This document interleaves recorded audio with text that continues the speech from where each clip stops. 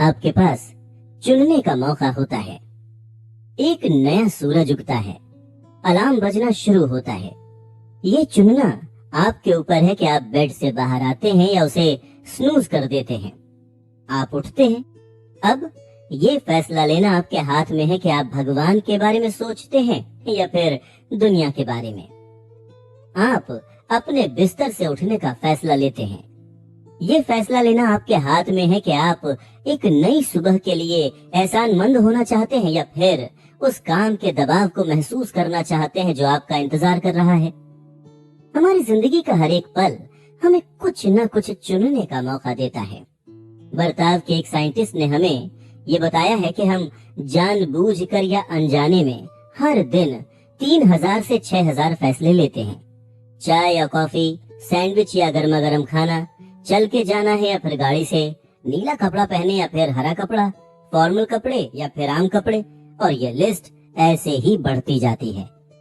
कई लोगों के पास इस बात की सहूलियत नहीं होती कि वो वार्डरोब के सामने खड़े हो सके और ये सोच सकें कि वो क्या पहनना चाहते हैं, लेकिन ऐसे लोगों के पास भी ये हौसला जरूर होता है कि वो आने वाले दिन का सामना कर सकें, शिकायत करने के लिए, चीखने चिल्लाने के लिए या फिर खुश और पॉजिटिव रहने के लिए। आप कितनी बार मुस्कुराने का फैसला लेते हैं, ये हमारे हाथों में मौजूद इतने सारे फैसलों में से सबसे अच्छा फैसला है। आप कितनी बार एहसानमंद होने का फैसला लेते हैं, ये भी आप जानबूझकर कर सकते हैं। हम क्या पहनना चाहते हैं, हम क्या खाना चाहते हैं, हम कॉलेज जाकर क्या पढ़ना चाहते हैं, हम कौन सी नौकरी करना चाहते हैं और हम कहाँ रहना चाहते हैं, इन सब का फैसला लेने में हमें बहुत सी मुश्किलों का सामना करना पड़ता है। लेकिन हमें इस आदत को कभी नहीं अपनाना चाहिए कि हम अपनी आदतों के जोर या फिर अपनी हल्की फुल्की जानकारी की बुनियाद पर कोई फैसला लें। ये हमें आंखों पर पर्दे वाले घोड़े की तरह बना देता है। सबसे जरूरी फैसला यही है कि हम अपनी जिंदगी को खुले दिल से अपनाएं। सिर्फ किसी रोजाना काम की तरह की जिंदगी को काट देना ही काफी नहीं है। क्या अपनी अहमियत, आदर्श और ख्वाहिशों के फैसले हमारे लिए सच में मायने रखते हैं? जीने का सच क्या है? इसका मतलब यही है कि हम ऐसी अहमियतों, आदर्शों और ख्वाहिशों का फैसला कर सकें जो हमारे लिए जरूरी हैं। इसका पता लगाना कि हर दिन कैसे गुजारना है, हम किन सोचों और किन वैल्यूज को बढ़ावा देते हैं और उस मकसद को पूरा करने का तरीका ढूंढ निकालना जिसके लिए हमें जमीन पर भेजा गया है। अगर हम इस बुनियादी फैसले को लेने में हार जाते हैं तो हम में और उनमें क्या फर्क रह जाएगा जिन्हें हम अपने आप से कम समझते हैं, यानी जानवर जो अपने पुराने तौर तरीकों और बुनियादी सेंसेस की मदद से अपनी पूरी जिंदगी बिता देते हैं। चलिए मैं आपको एक ऐसी कहानी सुनाता हूँ जिसे मैंने अपने ही एक दोस्त से सुना था। इस कहानी में भगवान सबसे पहले एक गाय बनाते हैं और उन्हें बताते हैं, मैं तुम्हें 50 बरस की जिंदगी देता हूँ। तुम हमेशा घर के बाहर ही रहोगी और वही करोगी जो तुम्हारा किसान तुमसे कहेगा। तुम्हारा काम है बच्चों को जन्म देना और अपने किसान के लिए दूध देना। अब गाय बहुत खुश नहीं है। गाय ने अपने बनाने वाले से कहा, अगर जिंदगी ऐसी है तो मुझे 50 बरस की जिंदगी नहीं चाहिए। अपने 40 बरस आप अपने पास रख लें, मेरे लिए तो 10 बरस ही काफी हैं। इसके बाद भगवान एक बंदर बनाते हैं। वो उस बंदर को बताते हैं, तुम्हें 20 बरस की जिंदगी दी जाती है। तुम्हें पेड़ों पर उछल कूद करनी है और तरह तरह के चेहरे बनाकर और अपने करतब दिखाकर लोगों को हंसाना है। बंदर ने कहा, 20 बरस तक चेहरा बनाना और लोगों को हंसाना? भगवान 10 बरस का वक्त ही काफी है, बाकी के बरस मैं आपको वापस करता हूँ। अगली बार भगवान एक कुत्ता बनाते हैं। वो उसे बताते हैं, मैं तुम्हें 20 साल की जिंदगी देता हूँ। तुम्हें पूरे दिन अपने मालिक के घर के बाहर बैठना है। जब भी तुम्हारा मालिक तुम्हारी तरफ देखे तो तुम्हें उसे देखकर पूंछ हिलानी है।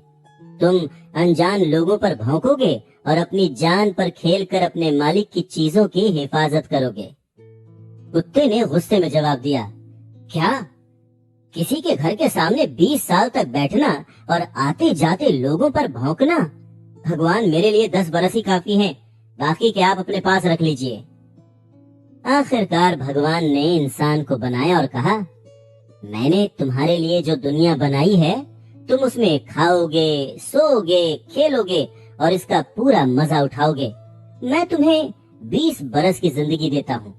یہ سن کر انسان نے اعتراض جتاتے ہوئے کہا، بھگوان نہیں، یہ تو انصاف نہیں ہے، ایسی زندگی کے لیے 20 سال کافی نہیں ہے، مجھے وہ سارے برس دے دیں جو گائے، بندر اور کتے نے آپ کو واپس کیے تھے، اس سے میری زندگی کم سے کم 70 سال کی تو ہو ہی جائے گی۔ بھگوان نے انسان کی بات مان لی۔ اس لیے اس کہانی کا انجام یہ ہے کہ انسان اپنی زندگی کے پہلے 20 برس کھاتا ہے، سوتا ہے، کھیلتا ہے اور مزے کرتا ہے۔ اس کے بعد وہ اگلے 30 برس تک دن رات کام کرتا ہے اور اپنے پریوار کے کھانے کا انتظام کرتا ہے۔ اگلے 10 برس تک وہ بندروں کی طرح چہرے بناتا ہے اور اپنے ناتی پوتوں کا دل بہلاتا ہے۔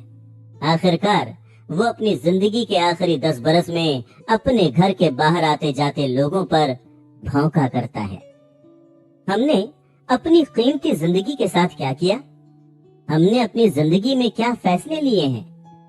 امریکہ کے فلسفر اور ایجوکیشنل ریفارمر جان ڈیوی نے لکھا ہے کہ انسان کا استعمال بنا بنایا ہوا نہیں ہوتا، بلکہ یہ تو ایک ایسی چیز ہے جو لگاتار بنتی رہتی ہے، اور وہ بھی اپنے ایکشن کی مدد سے۔